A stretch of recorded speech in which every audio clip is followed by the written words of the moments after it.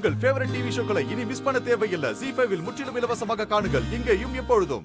என்ன மேடம் இவ்வளவு பெரிய விஷயம் நடந்திருக்கு, நீங்க என்கிட்ட ஒரு வார்த்தை கூட சொல்லல.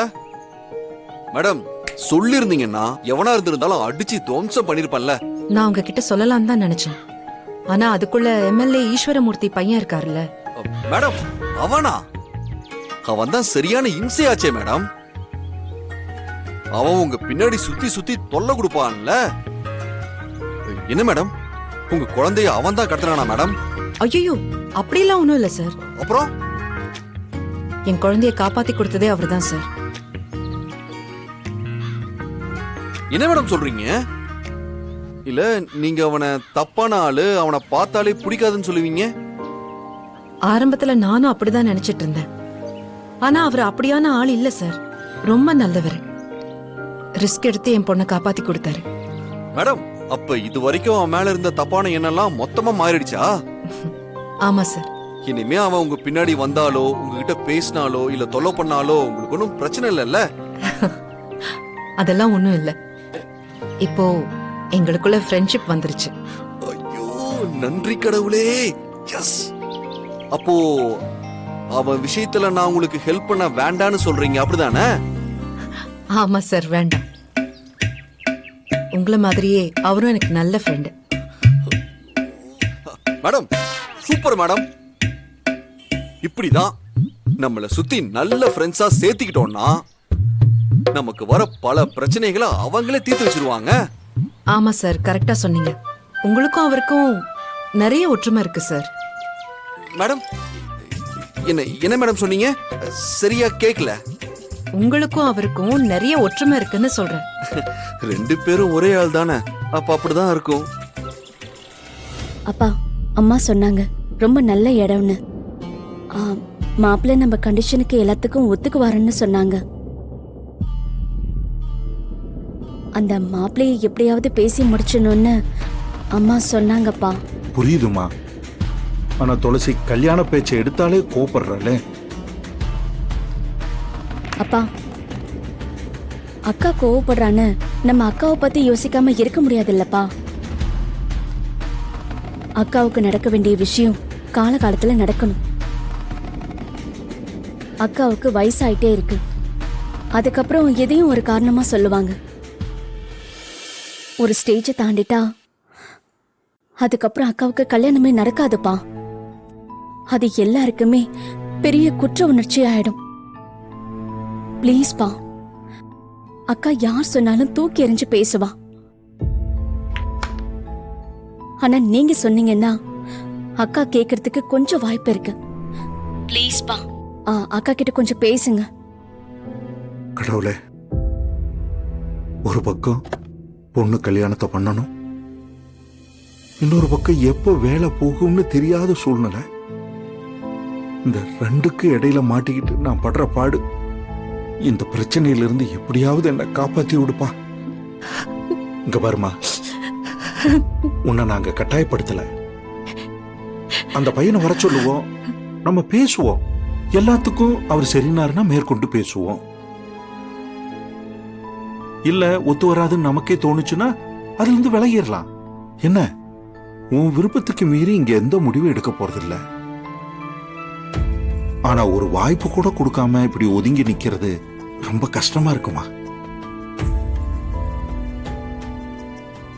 நீ இப்ப தியாவ வளர்க்கிற, நாளைக்கு அவ வளர்ந்து நீ சொல்றத கேட்காம என் இஷ்டத்துக்கு தான் எல்லாம் செய்வேன்னு சொன்னா உனக்கு எவ்வளவு கஷ்டமா இருக்கும்.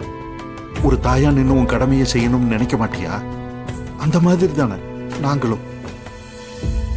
தன் பொண்ணுக்கு பெத்தவங்க வாழ்க்கை அமைச்சு கொடுக்கணும்னு நினைக்கிறது தப்பாமா?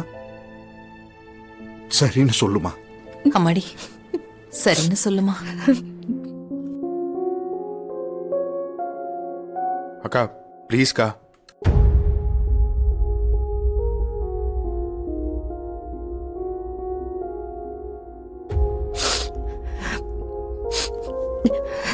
சரிப்பா, உங்க விருப்பப்படியே பண்ணுங்க.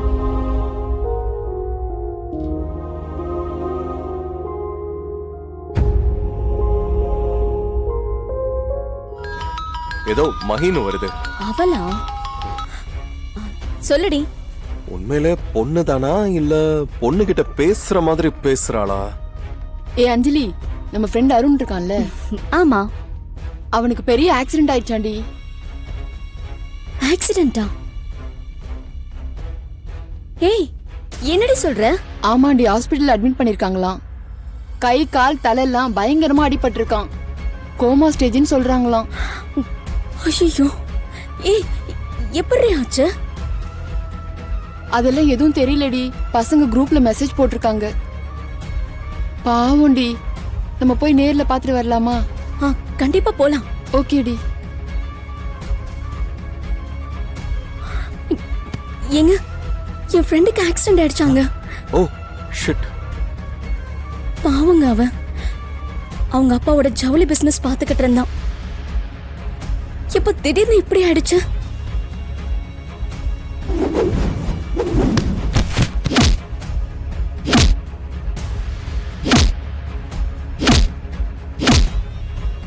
காலேஜ்ல எப்பவும் துருன்னு இருப்பான். ரொம்ப நல்ல பையன் தெரியுமா? உன் ஃப்ரெண்டுக்கு ஒண்ணு நான் மட்டும் இப்படி துடிக்கிறேன். ஏங்க, நம்ம போய் பாத்துட்டு வரலாம் வாங்க. அஞ்சலி இரு இரு, ஏன் இவ்ளோ ஃபீல் பண்ற? ஈஸ்வரமூர்த்தி, சரிங்களா? நான் அப்புறம் கூப்பிடுறேன். முனுசாமி, வா வா வா வா. அபிராமி, யார் வந்திருக்காங்கன்னு பாரு. முனுசாமி, வா வா வா வா வா. ஆசீர்வாதம் பண்ணுங்க அங்கிள். நல்லா எப்படி இருக்கீங்க? அபிராமி, இங்க பாரு. ஆசீர்வாதம் வாங்கிக்கோயா. நல்லா இரு. எழுந்து. நல்லா இருமா.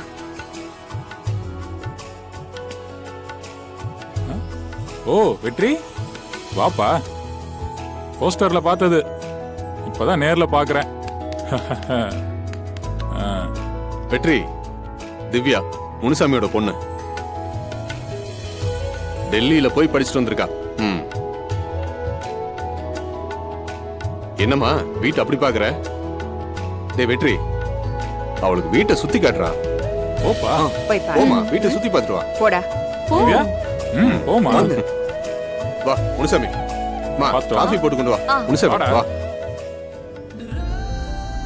வெற்றி, ஃபியூச்சர்ல என்ன பிளான் வச்சிருக்கீங்க? ஒரு பிளானும் இல்லைங்க. எங்க அப்பாவை எம்எல்ஏ ஆக்கணும். இப்போதைக்கு அது ஒண்ணுதான் பிளான். பரவாயில்லையே, எப்பவும் அப்பாவை பத்தி தான் யோசிப்பீங்க போல.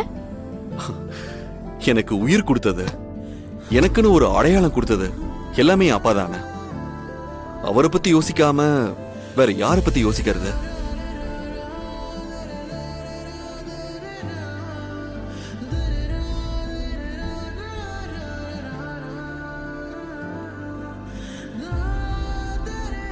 பல வருஷம் கழிச்சு நம்ம 2 பேர் குடும்பமும் ஒன்னா சேர்ந்திருக்கு.